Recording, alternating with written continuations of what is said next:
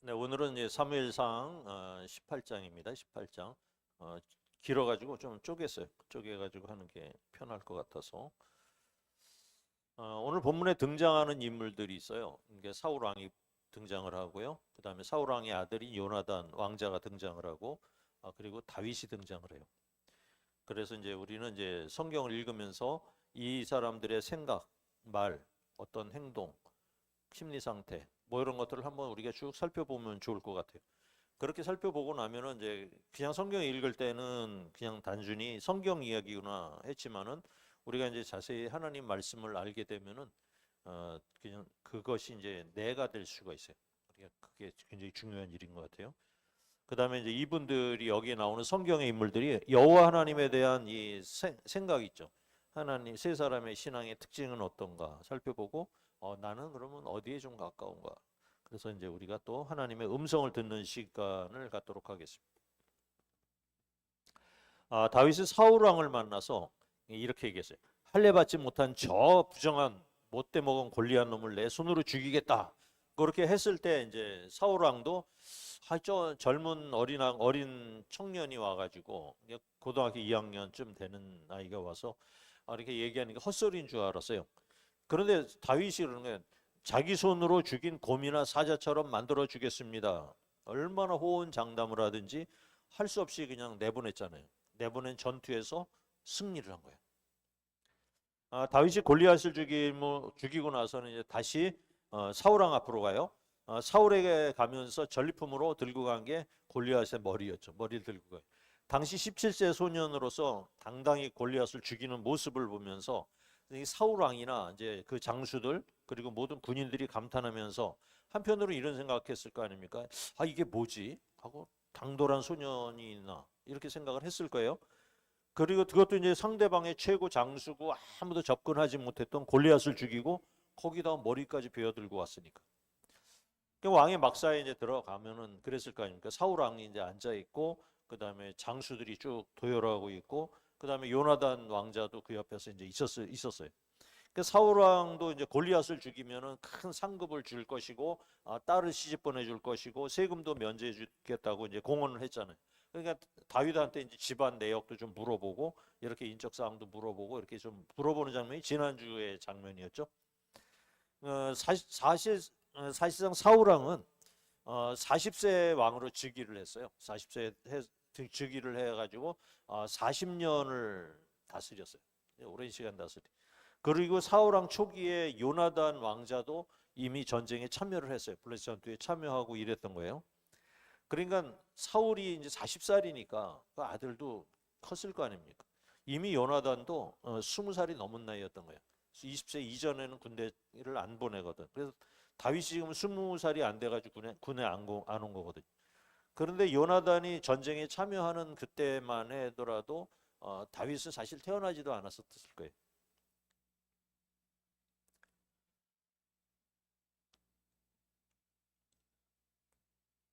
그 요나단도 아마 비슷한 그 다윗과 같은 아들 딸이 있었을 것 같아요. 그 나이 또래. 보통 한 13살에 결혼하거든 이스라엘 사람들이. 그래서 20살 이전에는 아이를 낳고 막 이래요. 오늘 본문을 보면서 그렇게 대충 따져보면 이런 거예요.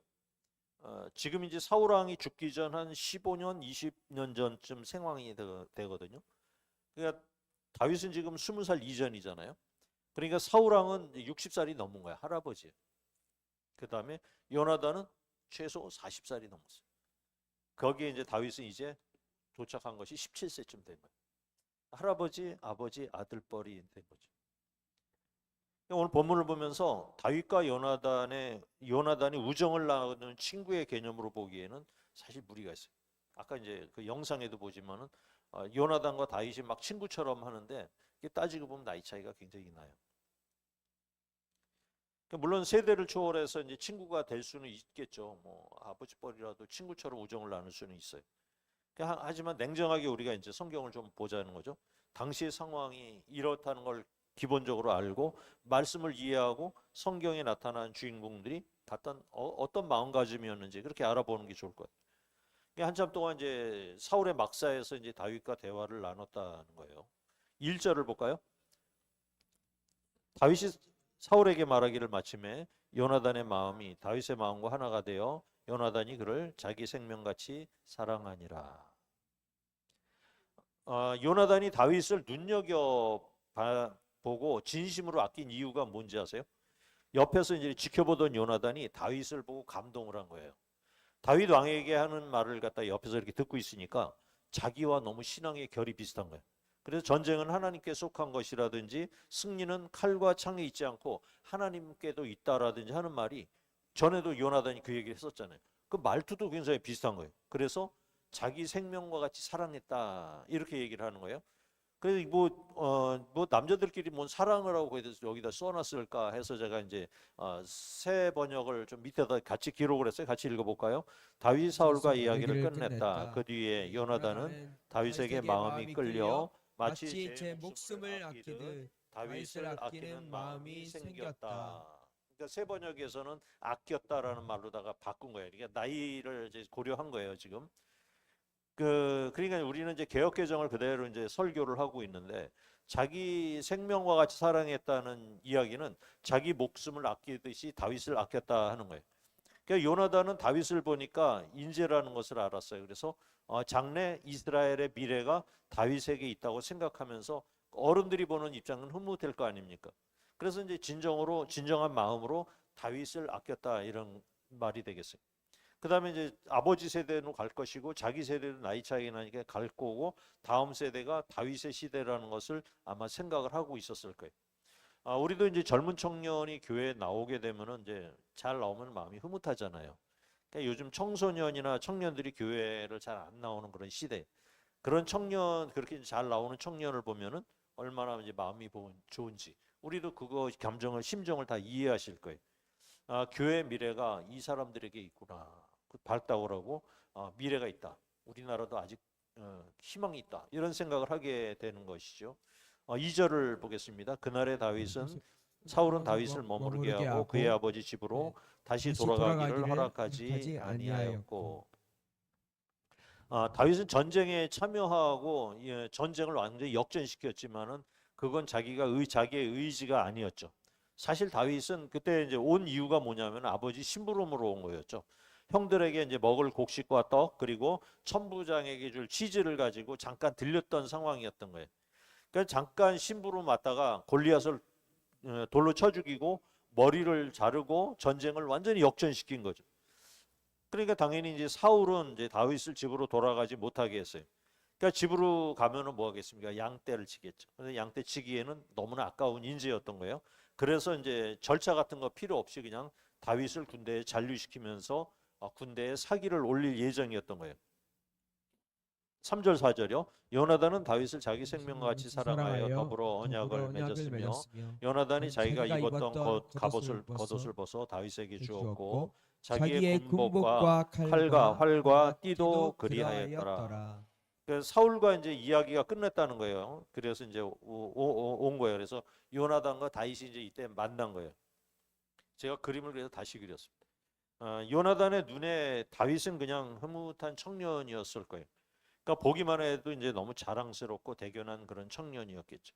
그리고 신앙의 결이 또 비슷한 거에 대해서 이제 마음이 들었을 거예요.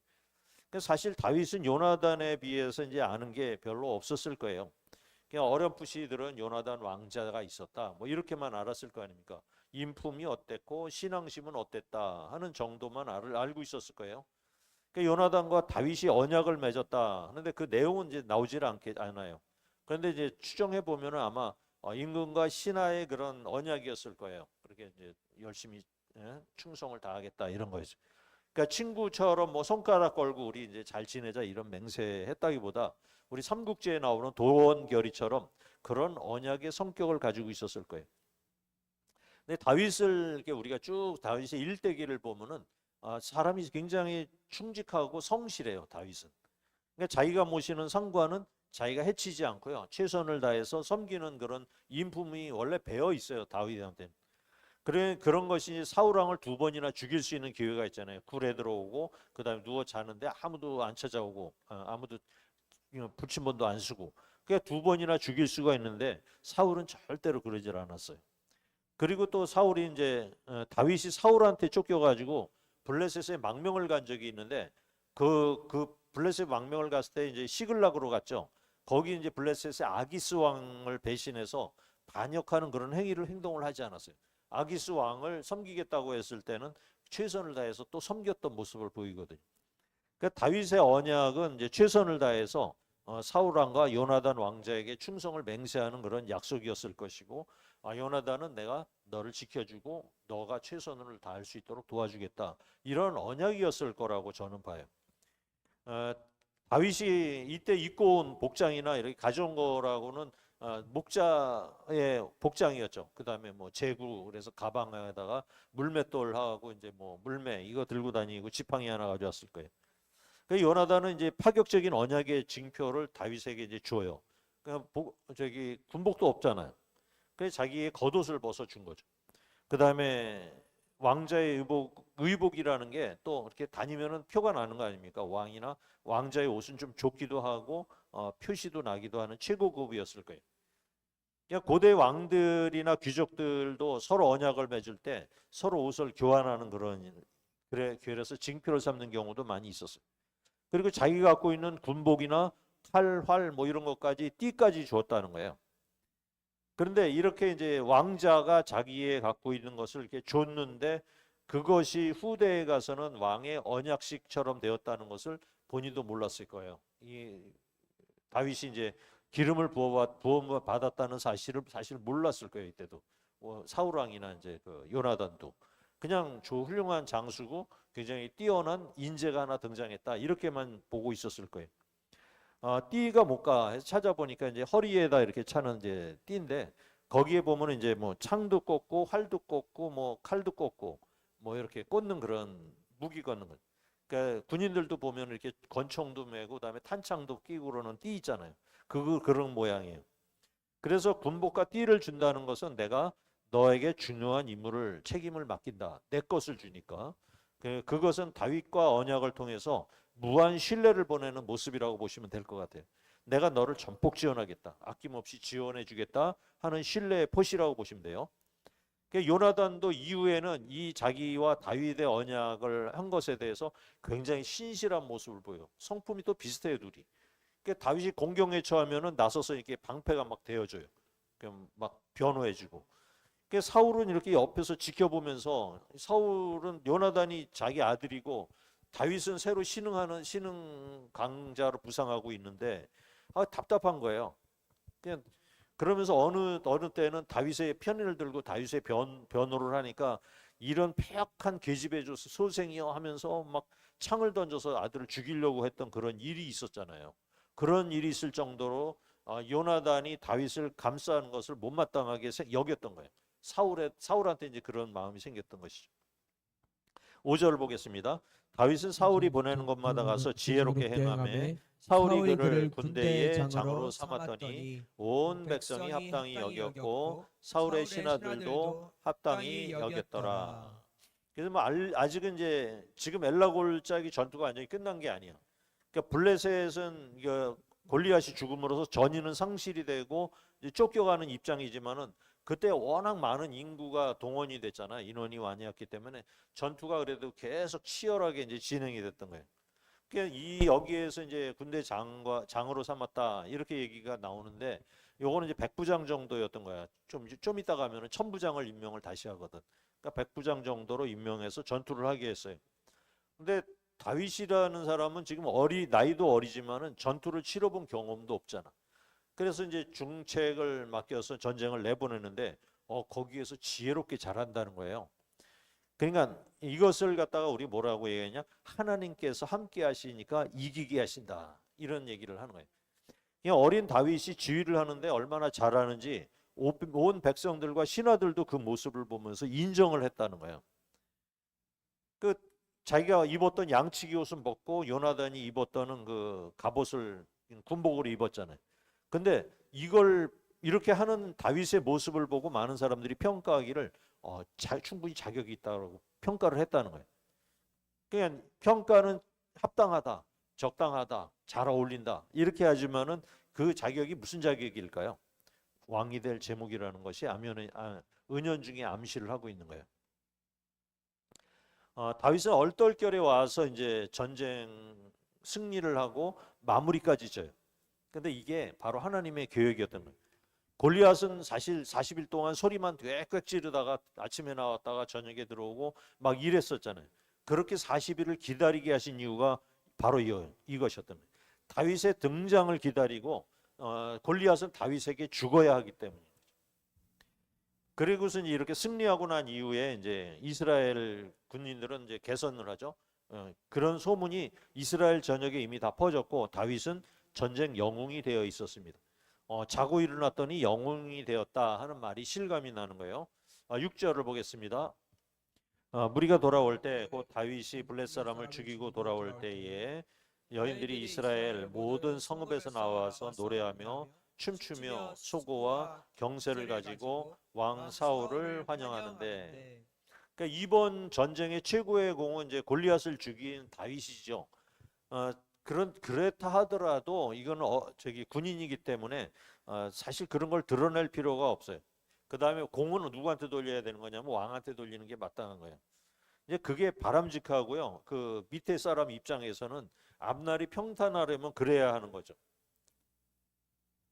얼마 전에 이제 이재명 대통령이 두바이를 방문해서 했을 때 그 여인들이 하얀 옷 입고 막 머리 돌리는 거 보신 적 있죠? 그 이상하다고 생각한 표정. 머리 막 헝클어 놓고 돌려가지고 귀신같이 하고 있어는. 그게 이제 최고의 환영의 장면이라고 그러죠. 그러니까 이쪽 중동 지방 사람들은 결혼하게 되면은 13살인가 그 성인식을 하고 난 다음에 머리를 남들한테 보여주면 안 돼. 머리카락 색깔, 머리 모양도 보여줘야 돼서 이걸 싸고 가지고 다니는 거거든. 머리를 보여주는 것은 자기의 치부를 보여주는 것과 똑같다는 그런 생각을 했다는 거예요. 하라는 거예요. 그렇게 머리를 흔들어 환영하는 장면을 갖다가 보죠. 그냥 그렇게 머리 흔드는 거는 최고의 예우라는 거예요. 그 다음에 이제 남성들이 막 북을 치는 장면이 있을 거예요. 속을 치면서 불 치는 거, 꽹가리 치고 막 노래하는 그런 장면도 거기에 나왔어요. 있었거든요. 그래서 저걸 보면서 이제 저도 요르단에 가서 이제 주일날에 이제 그 토요일날에 도착해서 주일날에 그 우리는 예배를 드렸는데 토요일날에 결혼식이 있었는데 신랑 신부를 축하하는 퍼레이드를 호텔 로비에서 하는 거예요. 근데 얼마나 시끄러운지 이놈들 그냥 막 그냥 북을 꽝꽝꽝 치는데 그냥 조용히 해야 될 거 아니야. 그런데 막 난 뭐 싸움 난 줄 알았어. 막 노래하는데 노래도 엄청나게 거칠해. 그냥 북이 부서져라고 친 거다. 막 쳐. 걔네들. 이게 상당히 공격적이야. 이게 막 이런 식이야. 거기에다가 이쪽 사람들은 커요. 키도 180 이상 190 되는 것 같아. 그냥 거인들 같은 사람들이 거의 쭉 써가지고 막 노래하고 막 이러고 있는. 거기서 구경하는데 막 위축이 되더라고요. 중동 지방 사람들은 이렇게 환영하는 행사를 해도요 엄청나게 과도하게 막 하더라고요. 그리고 이제 오늘 이제 개선장군처럼 쭉 이스라엘 군대가 들어가는데 여인들이 노래를 하는데 노래하더라 이렇게 하는데 그게 이제 주거니 받거니 하는 노래를 했다는 거예요. 이쪽에서 이 노래하면 이쪽에서 받고 이런 노래를 하는데 그걸 교창이라 그래요. 우리도 이제 서로 돌아가면 돌림 노래 하듯이 그 얘기를 지금 하는 거거든요. 7절 8절 보겠습니다. 시작. 여인들이 뛰돌며 노래하며 이르되 사울이 죽인 자는 천천히요 다윗은 만만이로다 한지라. 사울이 그 말에 불쾌하여 심히 노하여 이르되 다윗에게는 만만을 돌리고 내게는 천천만 돌리니 그가 더 얻을 것이 나라 말고 무엇이냐 하니. 그러니까 이런 거예요. 한쪽에서는 이제 노래라는 거예요. 사울은 천천히 하고 노래하면 이쪽에서는 다윗은 만만히 하고 이제 이쪽에서 막 교창을 하는 그런 모습이었던 거예요. 그러니까 더 크게 이제 막 이렇게 하는 거예요. 크게 하고 막 서로 크게. 그러니까 사울이 왕이니까 기왕이면 좀 바꿔서 얘기하면 되잖아. 사울은 만만이고 다윗이 천천히 하면 되는데 사람들이 이제 이걸 사울이 천천히요 하니까는 여기서는 분위기에 들떠가지고 다윗은 만만히요 막 이렇게 노래를 해버린 거예요. 잘했으면 좋았을 텐데 사실 뭐 다윗이 잘했다 하더라도 왕이 최고죠. 왕을 높여야죠. 대표자인데 이 분위기 파악을 못한 거야 여성들이. 그러면 사울이 천천히요 그러면 다윗은 백백이요 막 이렇게 요 정도로 멈췄어야지. 근데 이제 사울 입장에서 보면은 그렇잖아요. 자기는 60이 넘은 할아버지잖아. 마음만 먹으면 사실 뭐 그냥 하하하고 넘어갈 수 있잖아. 만약에 다윗이 친선자였으면은 기분 좋았겠죠. 그렇게 기분 좋고 허허 하고 그렇지 하고 넘어갔을 거예요. 그런데 천천히요 만만이라는 거는 그냥 많다는 뜻이에요. 그 사람들은 늘상 하는 얘기야. 아, 여기 천천이다. 이게 비교를 하는 게 아니고 그냥 천천이고 많아도 천천, 많아도 만만 이렇게 하는. 이게 1억이라는 숫자가 그쪽에는 없으니까. 그러니까 생각 없이 이제 여인들이 그냥 막 돌아가면서 했는데 사울의 마음이 왜 이게 편치 않았을까 하는 거예요. 우리가 이제 사울의 입장을 한번 생각해 보는 거예요. 사울이 왕이 된 것은 백성이 요구해서 된 거예요. 우리에게도 왕을 달라 하는데 어떤 왕이어야 되느냐? 백성들이 원했던 왕의 조건은 전쟁에 앞장서서 자기를 지켜줘야 된다는 거예요. 그 다음에 적이 침략하면은 앞장서서 막아줘야 된다는 거예요. 그러니까는 왕의 조건은 체격이 좋아야 돼, 키도 커야 돼, 잘생겨야 돼, 그래야 된다는 거예요. 준수해야 되는 거예요. 그래서 당연히 사운드 잘하는 사람이 우리의 왕으로 돼야 된다라는 게 백성들의 요구사항이었고 그 요구사항에 만족하는 게 바로 사울이었던 거죠. 키가 컸으니까. 그러다 보니까 사울은 항상 마음에 이제 부담을 안고 있었어요. 그러니까 백성들이나 신하들이 보기에도 내가 잘해야 된다. 나는 더 열심히 해야 된다는 의무감이 있었던 거예요. 그런데 사울이 이번 전쟁에서 어떻게 했습니까? 골리앗을 보고 완전히 겁을 먹어서 벌벌 떨고 있었다는 거죠. 그런 모습을 자기가 갖고 있는데 다윗이 갑자기 어린 소년이 등장해서 승리하니까 한편으로는 기쁘기도 하지만은 한편으로는 마음속에 창피한 그런 위축된 마음이 있었다는 거죠. 지난번에 사무엘이 또 왕의 자리를 빼앗아 다른 사람에게 줄 것이요 하고 얘기를 먼저 했잖아요. 그래서 그래서 이제 아들 요나단이 잘못하면 다윗에게 왕권을 빼앗길 것 같다라는 그런 어렴풋한 두려움이 있었던 거예요. 그래 뭐 자기 자손 대대로 왕을 해야 되는데 여기서 끊어지는 게 아닌가 하는 그런 생각도 막 들어왔다는 거예요. 그래서 이제 기껏한다는 말이 이제 다윗이 얻을 거는 나라 말고 무엇이 있느냐? 아니 지금 이제 새로운 어린 아이한테 이런 소리를 하는 거예요. 이런 소심한 소리를 한 것이죠. 9절에 보니까요. 그날 후로 사울이 다윗을 주목하였더라. 왜 두 마음이 생길까 사람은? 천천히요 만만이라는 소리를 듣는 순간 다윗을 경계하기 시작했고 의심의 눈으로 보기 시작한 거예요. 그러니까 의심이 들고 두려움이 생기고 미워하는 마음이 들 때 한편으로는 창피한 일 아닙니까 사람이? 손자 같은 어린아이를 내가 시기하고 두려워하다니 하는 마음이 좀 있었을 거예요. 사울은 그런 거 알죠. 자기도 왜 모르겠어요. 그 넘어갈 수도 있고 그 다음에 그냥 또 두려워하는 마음도 있고 이기적인 그런 마음들, 시기하는 마음 이런 것도 있고 그냥 아무것도 아닐 수도 있고 할 수도 있다라는 두 마음을 왜 모르겠어요. 우리도 그런 마음 갖고 있잖아요. 시기가 되지만 넘어갈 수도 있는. 우리도 이제 말조심을 항상 해야 돼요. 다른 사람을 비교하고 흉보거나 이간질하는 순간에 사탄이 바로 낚아채 버려요. 그래서 이런 말을 듣는 사람의 마음을 움직이게 만들어요. 그래서 관계가 파탄이 나는 것이죠. 그냥 뒷담화라 그러죠. 뒤에 가서 얘기를 할 때 그런 거 하지 말아야 돼요. 그거 굉장히 주의해야 돼요. 그냥 가능한 우리는 이제 마음이 없더라도요. 남들한테 이 사람을 좋게 얘기해 주는 게 참 좋아요. 그냥 뭐 이렇게 흉보지 말고 뭐 이렇게 좀 깎아내리지 말고 그냥 잘한다 이렇게 해줘요. 그냥 아무리 다윗을 칭찬하고 싶어도 여인들도 그래요. 한 번 더 생각하고 노래해야 하는데 그렇게 했으면 평화가 좀 오래 될 거 아니야. 그게 다윗에게는 이거 재앙이죠. 10절을 보겠습니다. 그 이튿날 하나님께서 부리시는 악령이 사울에게 힘있게 내림에 그가 집안에서 정신없이 떠들어대므로 다윗이 평일과 같이 손으로 수금을 타는데 그때에 사울의 손에 창이 있는지라. 저도 이제 교회에서 귀신 들린 사람들을 많이 봤는데 특징이 이제 대부분이 이런 거죠. 교만하고 하고 싶은 말만 해요. 자기 얘기만 해요. 남의 말 잘 안 들으려고 해요. 그래서 우리도 이제 기도할 때 항상 내 할 말만 열심히 하면 안 된다고 그러죠. 여러분 한번 기도를 어떻게 하나 생각해 보세요. 무조건 앉자마자 그냥 다고다고이었지만 이제 뭐 또 이렇게 철야 기도를 제가 잘 참석을 했거든. 철야 기도 학생 시절에 철야를 하는데 갑자기 이제 양복 입은 사람이 앞에 요 소강대상 앞으로 막 나오는 거예요. 그러면서 막 뭐라고 막 떠들어요. 그러니까 강단에 있던 목사님이 이게 기도하다 말고 이렇게 썩다 보니까 이상한 놈이 왔거든. 모르는 사람이 아니야. 아는 집사님인데 그런 거.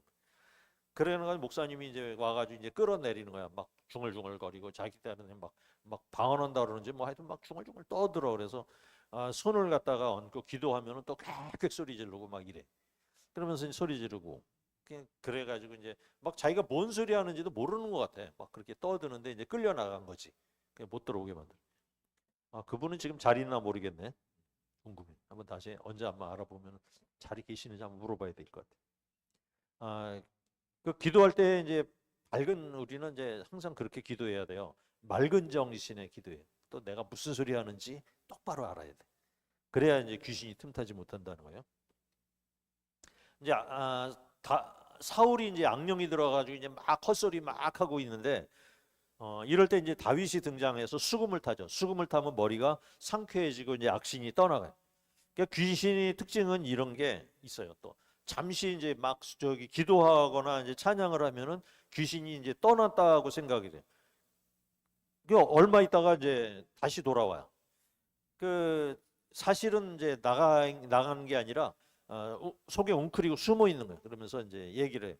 그러니까 우리가 이제 합심해서 막 기도하고 찬양하고 그러면은 귀신이 막 소리 지르고 듣기 싫다 그러고 막 괴로워해요. 그러고서는 좀 있다가 아이 내가 더러워서 여기 못 있겠다 그러고 난 이놈한테 나가겠다 그러고 나갈게 하고 조용해져요 사람이. 그런데 얼마 있다가 이제 막 멀쩡해졌다가 다시 끽끽끽끽거리면서 이상한 소리를 내. 그러면서 귀신이 얘기를 해요. 속았지? 이런 걸 하면서 속았지? 하면서 나 나갔는 줄 알았지? 하면서 막 그렇게 하면서 그 다음에 또 괴롭히더라고. 그런데 그렇게 귀신 들린 사람 사울에게 뭐가 있으면 창이 들려 있다는 거예요. 창이. 이게 악신이 들었을 때 무기를 들고 있다는 것은 굉장히 위험한 일이죠. 미국에서도 이제 대학교에서 막 총기 난사 사건들이 많이 나타나는데 이 사람들은 되게 순간적으로 정신이 획 돌아서 저지르는 일이죠. 맨정신으로 그렇게 친구들을 줄이길 수 없잖아요. 그러니까 평상시에는 왕따를 당하거나 이제 어울리지를 못하고 있는데 그렇게 남들이 봤을 때는 그 사람이 조용하고 그런 사람인 줄 아는 거예요. 성실하고 조용한 사람인 줄 아는데 그 사람은 속으로는 부글부글 끓면서 화풀이 대상을 찾는 그런 사람이라는 거죠. 그래서 이제 총을 갖고 있다면은 엄청난 위험이 되는 거예요. 11절 12절 그가 스스로 이르기를 내가 다윗을 벽에 박으리라 하고 사울이 그 창을 던졌으나 다윗이 그의 앞에서 두 번 피하였더라. 여호와께서 사울을 떠나 다윗과 함께 계심으로 사울이 그를 두려워한지라. 이렇게 막 정신없이 귀신 들려가지고 이러고 있다가 눈에 딱 본 게 다윗인 거야. 다윗을 보면은 이쁘겠어요? 안 이쁘겠어요? 밉겠지. 대견하게 생각했던 다윗이 갑자기 아들의 왕위를 빼앗으려는 적으로 보이게 순간적으로 저놈 있으면은 우리 아들 요나단의 왕위가 위태하다 하고 누군가 속삭임 그 소리를 듣는 순간 손에 쥐었던 단창을 다윗을 향해서 집어던지게 되죠. 사실 공간이라면 요 정도 공간이니까 그런데 이 정도 공간에서 창을 자기가 던져가지고 맞추지 못한다는 것은 불가능해요. 이 사람들은 워낙 그 전쟁에 능한 사람들이. 내가 보기엔 못 맞출 확률이 거의 없어. 백발백중이야. 한편으로는 이제 다윗도 날쌘 돌이기도 하죠. 덩치가 크지도 않았고 뭐 이러니까는 또 광야에서 이제 사자와도 싸우고 뭐 곰하고도 싸웠던 그런 사람이니까 피할 수도 있었겠지만은 창을 두 번 던졌거든요. 연속으로 한 번 딱 던졌는데 피했어. 그 다음에 두 번째 또 창을 또 던졌어. 그거 어떻게 피해요? 그런데도 이제 다윗이 어떻게 하여튼 피했는지 죽질 않은 거예요. 1차 창을 획 던지고 실패했어. 다음 창이 순식간에 또 다윗을 향해 날아가요. 그런데 다윗을 향해 날아가던 두 번째 창이 다윗을 살짝 빗나가고 말은. 순간 두 번째 창을 던진 사울의 느끼는 감정이 두려움이었던 거예요. 다윗에 뒤에 있는 천사를 본 거 아닐까 저는 그렇게 생각을 해요. 물론 그런 기록은 없어요. 사울이 느끼기에도 여호와께서 다윗과 함께 있는 것을 보고서는 그때부터는 공포를 느끼기 시작했던 거예요. 다윗이 던진 물맷돌은요 이렇게 막 돌리다가 맞출 확률이 굉장히 적은 물맷돌이거든. 그런데 물맷돌은 던지니까 골리앗의 이마에 박혀 맞는데 다윗을 향해 던지는 두 번의 창은 무조건 안 맞는 거예요. 이게 무슨 일입니까? 아무리 해도 이길 수 없는 상대가 있다는 거예요. 하나님이 함께하는 사람은 어느 누구라도 이길 수 없다는 얘기를 하는 거예요. 이길 수가 없어요. 사울은요, 다윗의 존재 자체만으로도 두려움을 느껴요. 왜 그럴까요? 여호와의 영이 떠났기 때문이에요. 요나단과 같이 하나님 믿는 신앙이 좋은 사람은요, 하나님이 함께하는 사람은 자기의 귀한 것들을 줄 수 있는 마음이 생겨요. 자꾸 주고자 하는 마음이 생기고요. 사울과 같이 하나님이 떠난 사람은 미워하고 두려워하는 그런 마음이 든다는 얘기예요. 13절 14절입니다. 시작. 그러므로 사울이 그를 자기 곁에서 떠나게 하고 그를 천부장으로 삼음에 그가 백성 앞에 출입하며 다윗이 그의 모든 일을 지혜롭게 행하니라. 여호와께서 그와 함께 계시니라. 그러니까 이제 천부장으로 삼아서 이제 그 죽지 않고 정신이 돌아오고 나니까 이런 일이 있다는 걸 얘기를 듣고 나서 한편으로 이제 생각을 했겠죠. 그래서 이렇게 천부장으로 이제 임명을 한 거예요. 하나님이 함께 계시니까 위험을 피하게 하시고 날아오는 창도 비껴가게 하시고 오히려 상대방을 두렵게 하시는 거예요. 그러니까 다윗은 창으로 2번 공격당하고도 피하긴 하지만 또 반격을 하지는 않아요. 그러니까 비록 왕에게 죽어도 반역은 하지 않는다는 철칙이 다윗한테는 항상 있었던 거예요. 나는 충성하고 내가 해를 당하더라도 내가 주의 종한테는 반박하지 않겠다라는 철칙이 있었다는 거예요. 그래서 사울은 다윗을 내 손으로 도저히 죽일 수가 없다는 것을 알은 거예요. 그래서 다른 방법을 찾았는데 천부장으로 임명해서 국경에 배치를 하는 거예요. 가라는 거예요. 멀리 떠내보내는 거예요 지금. 그래서 앞장서서 거기서 싸우다가 적군의 칼이나 활에 죽으라는 거예요. 가서 죽으라는 거예요. 그래서 사울이 생각하기를 다윗을 여기다가 근처에 놔두면은 이 중앙 관료들하고 높은 사람들하고 발을 넓히고 인맥을 쌓을 거라는 거 생각을 했던 거예요. 그래서 그걸 못하게 별도로 이제 보낸 거죠. 근데 다윗은 또 그렇게 쫓겨난 그 자리에서 변방에서 또 전화위복을 만들어요. 백성들의 인정을 받아요. 그래서 이제 다윗은 어떻게 하느냐면은 자기가 이제 게으르지 않고요. 부지런히 백성들 앞에 출입을 왔다 갔다 하는 거예요. 그러니까 병사들을 돌보고 독려하고 그들이 이제 부족한 부분을 채워주고 사기를 돋우는 일을 갖다 하는 거예요. 그러니까 평소에 자기가 양떼를 돌볼 때 그렇게 했거든요. 양떼가 잘 있나 없나 하고 이제 그러는데 양떼를 돌보듯이 군사들과 거기 근처에 있던 백성들까지 돌아보는 모습을 보고 성경은 지혜롭게 행했다 이렇게 평가를 하는 거예요. 사람들도 굉장히 지혜롭게 한다라고 평가를 하는 거예요. 그러니까 우리도 그런 거죠.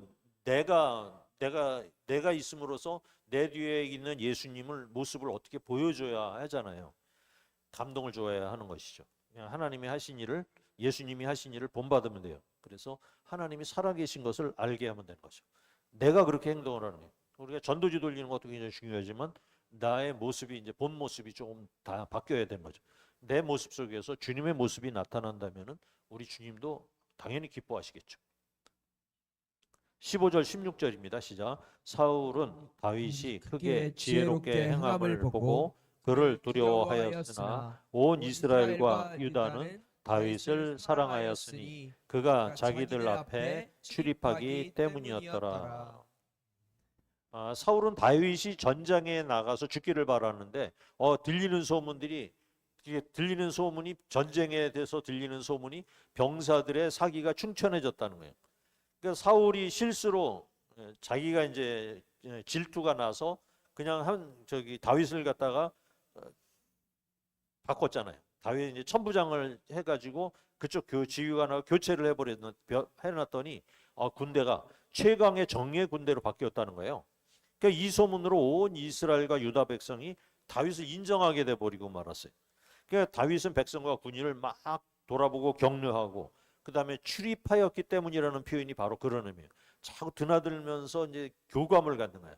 이렇게 하는 그런 의미를 갖고 있어요. 백성들은 다윗의 이런 모습을 보고 하나님이 다윗과 함께 하셨다고 인정을 한다는 거예요.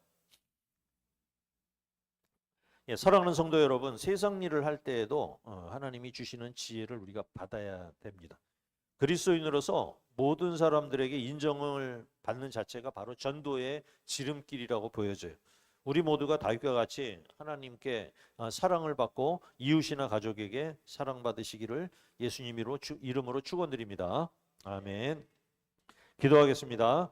사랑과 은혜가 풍성하신 아버지 하나님, 오늘 말씀을 통해 사울의 질투와 요나단의 사랑, 그리고 다윗과 함께 하신 하나님의 은혜를 깨닫게 하시니 감사합니다. 우리의 마음속에 있는 시기와 질투의 감옥에서 벗어나 서로를 자기 생명처럼 사랑하는 광장으로 나가기를 소원합니다. 하나님, 사울왕처럼 다른 사람의 성공을 보고 불쾌해하거나 두려워하거나 시기하는 마음을 용서해 주옵소서. 오늘 주님만이 저희의 왕이시며 주권자의 힘을 인정하며 겸손한 마음으로 서로를 존중하고 축복하게 하옵소서. 또한 요나단처럼 조건 없이 사랑하고 자신의 것을 내어주며 하나님의 사람을 귀히 여기는 헌신적인 마음을 허락해 주옵소서. 다윗이 어디를 가든지 지혜롭게 행하며 하나님께 함께 하심을 삶으로 증명하는 저희가 되게 하옵소서. 이 시간 예배에 참석한 우리 모든 성도들의 가정과 일터에 주님의 평강이 가득하고 예수 그리스도의 사랑으로 하나가 되어 세상에 선한 영향력을 끼치는 우리 복된 공동체가 되게 해 주옵소서. 이 모든 말씀 우리 주 예수 그리스도 이름으로 기도드립니다. 아멘.